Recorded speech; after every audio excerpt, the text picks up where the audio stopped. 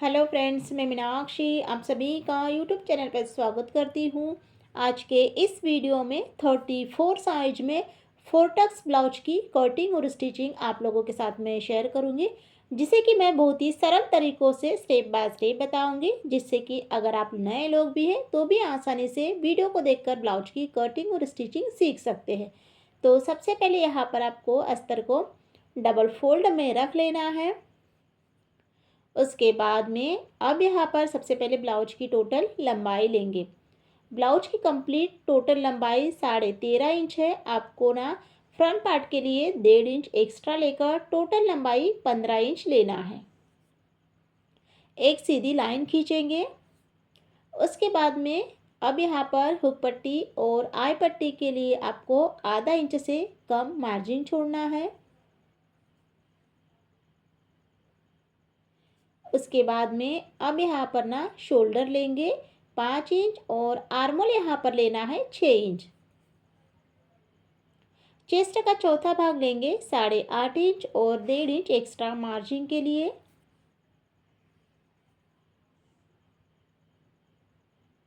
उसके बाद में अब यहाँ पर कमर है, तो कमर यहाँ पर लेंगे 7.5 इंच और 1.5 इंच एक्स्ट्रा मार्जिन के लिए लेना है। उसके बाद में अब दोनों पॉइंट को आपस में मिलाएंगे। अब यहाँ पर हमें टक्स के लिए एक्स्ट्रा कपड़ा लगेगा, तो उसके लिए आपको 1.5 इंच एक्स्ट्रा लेना है और इस तरह से दोनों पॉइंट को मिलाना है। 1 इंच आर्मोल की गोलाई लेंगे फ्रंट पार्ट के लिए। गले की मार्किंग करेंगे। गले की चौड़ाई लेंगे 2.25 इंच और लंबाई जो है वो यहाँ पर लेंगे 6 इंच। आगे की तरफ आपको यहाँ पर ना 2.25 इंच लेना है, 2.5 इंच भी ले सकते हैं और इस तरह से एक लाइन खींचेंगे और जो पान गले का शेप है वो बराबर से यहाँ पर आपको देना है। तो पान गले का जो शेप है वो यहाँ पर मैंने दे दिया है। उसके बाद में अब यहाँ पर आपको ध्यान रखना है कि टक्स की मार्किंग हम किस तरह से कर सकते हैं, यानी टक्स हम किस तरह से फोर्टक्स दे सकते हैं। तो सबसे पहले यहाँ पर आपको 10 इंच पर आपका जो पॉइंट है वो यहाँ पर आपको ना इस तरह से एक लगा लेना है बीच सेंटर में। उसके बाद में यहाँ से लेंगे 2 इंच, एक सीधी लाइन खींचेंगे और टक्स की मार्किंग के लिए आपको दोनों साइड से आधा आधा इंच लेना है। उसके बाद में अब नीचे के टक्स की मार्किंग के लिए आपको 3.5 इंच लेना है यहाँ से और इसकी जो लंबाई है वो भी यहाँ पर लेंगे 3.5 इंच। और यहाँ पर आप देख सकते हैं टक्स आपको ना 1.5 इंच का लेना है दोनों ही साइड को मिलाते हुए, तो 1.25 इंच दोनों साइड में लेंगे, 1.25 इंच दोनों साइड में लेना है। उसके बाद में अब यहाँ पर ना इस तरह से देख लीजिए, जहाँ पर हमारा जो कोना निकला है वहाँ से लेंगे 2.5 इंच। चौथा टक्स यहाँ पर लेंगे 3.5 इंच और 5 इंच पर। तो चारों ही टक्स की यहाँ पर जो मार्किंग है वो यहाँ पर हो गई है।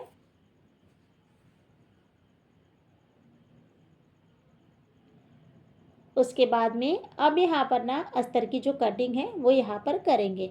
तो गले को भी यहाँ पर आपको कट कर लेना है और जैसे जैसे हमने मार्किंग की है सेम यहाँ पर आपको अस्तर की कटिंग कर लेना है। अस्तर की यहाँ पर कटिंग हो जाने के बाद में ना अस्तर को रख कर सेम ब्लाउज की भी यहाँ पर कटिंग करना है।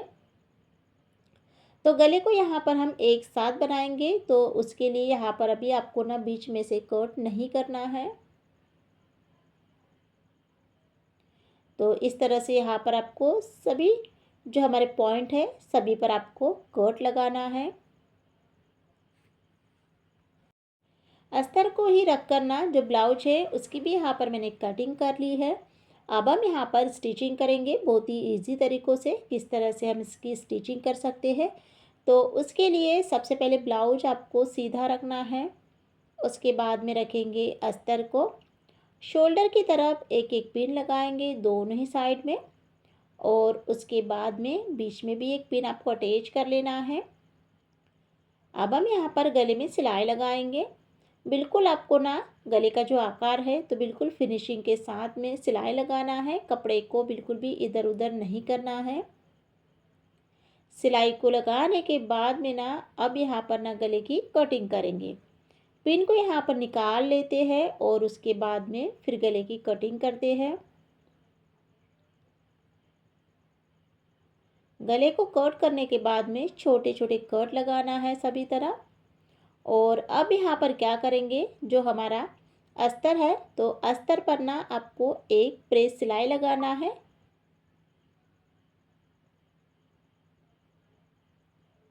गले पर प्रेस सिलाई कंप्लीट हो जाने के बाद में अब अस्तर को और ब्लाउज दोनों को ही अच्छे से आपको सेट कर लेना है, यानी दोनों को आपको चेक कर लेना है।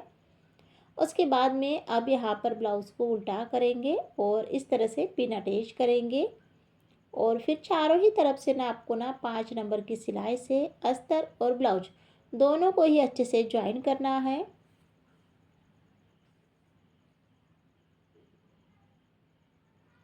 ज्वाइन को करते वक्त आपको बिल्कुल भी ध्यान रखना है, जो अस्तर और ब्लाउज का जो कपड़ा है वो कम ज़्यादा नहीं होना चाहिए, खिंचाव नहीं आना चाहिए, जिससे कि ब्लाउज में झोल आएगा।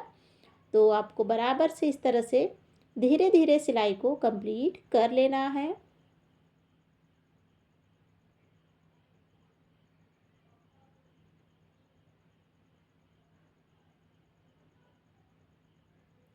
इसी के साथ में यहाँ पर ना जो सिलाई है वो यहाँ पर मेरी कंप्लीट हो गई है। उसके बाद में अब यहाँ पर ब्लाउज की फिनिशिंग करेंगे, तो एक्स्ट्रा जितना भी कपड़ा है कट कर कर यहाँ पर आपको निकाल लेना है। तो देख सकते हैं इस तरह से कटिंग यहाँ पर हो गई है। कट यहाँ पर मैंने कर लिया है, टक्स को भी कट कर लिया है। उसके बाद में ना अब जो हमारे टक्स की मार्किंग है वो यहाँ पर करेंगे। तो सबसे पहले आपको ना दोनों ही साइड में चौक का निशान लगा लेना है, जिससे कि जो टक्स है वो आगे पीछे नहीं होना चाहिए। और उसके बाद में फिर इस तरह से आपको टक्स की मार्किंग करना है। एक एक करके आपको टक्स की सिलाई लगाना है और ध्यान रखना है टक्स लगाते वक्त जो सिलाई है वो आपको आधा इंच लेना है।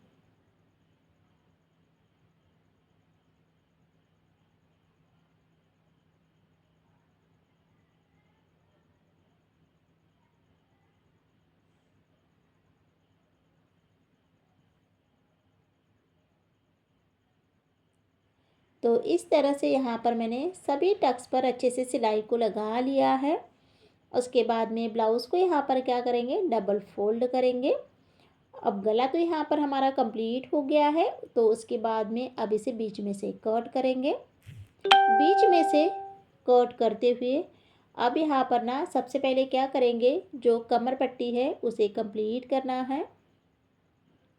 दोनों ही कमर पट्टी को साथ साथ में सिलाई लगाते जाना है। उसके बाद में अब अस्तर पर प्रेस सिलाई लगाएंगे।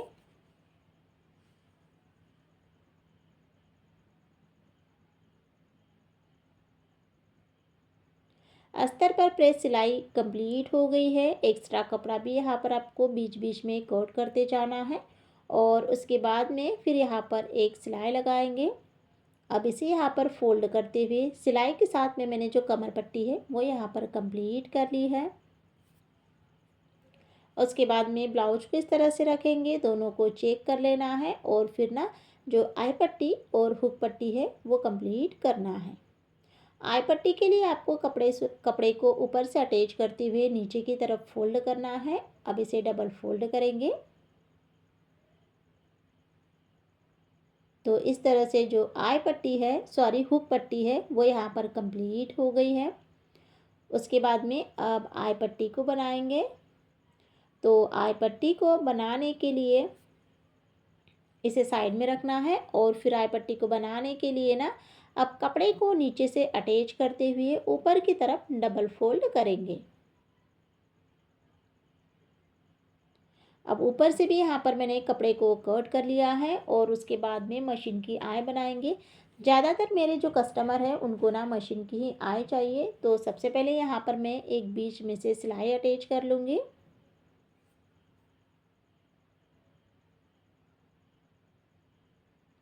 और उसके बाद में फिर अब यहाँ पर ना आय बनाएंगे। तो आय बनाने के लिए आपको ना सबसे पहले जो 5 निशान लगा लेना है, या फिर चाहे तो आप इस तरह से डायरेक्ट ही ना आप 5 आई को बना सकते हैं। अगर आपकी प्रैक्टिस हो गई है तो फिर आपको चौक का निशान नहीं लगाना पड़ेगा, डायरेक्ट ही आप इस तरह से आई को बनाकर कंप्लीट कर सकते हैं। तो देख सकते हैं यहाँ पर इस तरह से आई जो कंप्लीट हो गई है। अब हम यहाँ पर ना जो ब्लाउज का फाइनल लुक है वो यहाँ पर देखेंगे। ब्लाउज की फिनिशिंग भी यहाँ पर आप देख सकते हैं। बैक साइड में गला जो है वो भी बहुत ही अच्छे से, कमर पट्टी, हुक पट्टी सभी को मैंने बहुत ही फिनिशिंग के साथ में कंप्लीट किया है। और बहुत ही सिंपल तरीक़ों से आप लोगों के साथ में ना जो 4 टक्स की ब्लाउज की कटिंग और स्टिचिंग दोनों ही यहाँ पर मैंने आप लोगों के साथ में शेयर की है। इसका जो पान गला है आप चाहे तो इसे और भी डीप में बना सकते हैं आपके कस्टमर के अकॉर्डिंग। तो फ्रेंड्स, आज के इस वीडियो में मैंने 34 साइज में 4 टक्स ब्लाउज की कटिंग और स्टिचिंग बहुत ही सिंपल तरीक़ों से स्टेप बाय स्टेप बताई है। आई होप आप लोगों को मेरा बताने का तरीका और 4 टक्स ब्लाउज की कटिंग स्टिचिंग पसंद आएगी। वीडियो आप लोगों को पसंद आए तो लाइक कीजिएगा और चैनल पर नए हैं तो चैनल को सब्सक्राइब कीजिएगा ऐसे ही कटिंग और स्टिचिंग के वीडियो को देखने के लिए। वीडियो को देखने के लिए बहुत बहुत धन्यवाद।